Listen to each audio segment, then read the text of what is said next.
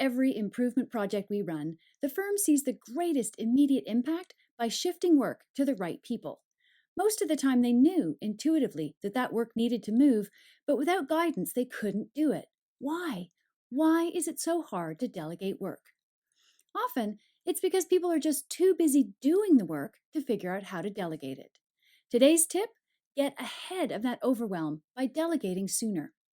I recently interviewed Teresa Summerlin, a solutions consultant at Belay Solutions, as part of my regular virtual coffeehouse workshop series.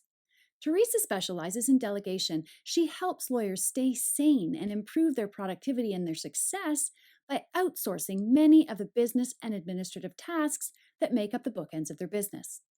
Teresa firmly believes that you can work with anyone, anywhere, and still create a cohesive, powerful, and productive team. There are over 1,200 people on her team at Belay, and no one shares an office. Everyone, including the corporate team, is dispersed and works 100% virtually, and yet they form a very powerful, tightly knit group. Teresa's mantra is that hustle is out, empowering and delegating are in, and she is very, very clear on one thing, and that is you need to delegate before you're drowning. If you wait until you're overwhelmed and on the verge of drowning, it is just too easy to tell yourself you don't have time to teach someone else to do that work. The key is to plan so you can stay ahead of the curve. Watch for these 6 telltale signs that you are getting too busy. Email overwhelm, rescheduling meetings multiple times, juggling double and triple bookings, spending hours longer than usual at the office, increasing your turnaround times, and the worst one, hearing from colleagues or clients that you're no longer being as responsive as they'd like. Teresa acknowledges that it's sometimes easier to talk about delegating work than it is to do it. For some people, it's just not in their DNA, but it can be learned.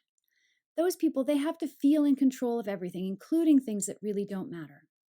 For others, the explaining and training element of delegation just takes too long. We've talked about this in a previous tip in the context of delegating administrative and legal tasks to your juniors and employees within your firm. I'll put a note to that down below. In the last few months, we've been hearing from more and more lawyers in our membership and in our one-to-one consulting calls who are struggling to delegate. They're already drowning. Trying to do it all is only going to add to your stress. You know you're a bottleneck that interrupts the timely flow of business and administrative work that your practice depends on. You waste time on tasks that just don't require your skills as an attorney, so you have less time to practice law and generate revenue. Back in June, we provided you with a tool that you can use to identify those things you can and should delegate, and those things that no one in your office should be doing at all because they're not adding any value. I've put a link to that in the notes as well. If you're feeling overwhelmed, go back and work through the delegation tool. Make a list of tasks, even the ones that just take you 30 seconds, and commit to delegating them. Again, today's tip is this: don't wait until you're underwater before you decide that it's time to delegate. Start thinking strategically about what needs to be done and who should do it and how and to whom you can delegate. Learning the art of effective delegation sooner rather than later will enable you to create a practice you can grow and scale in years to come.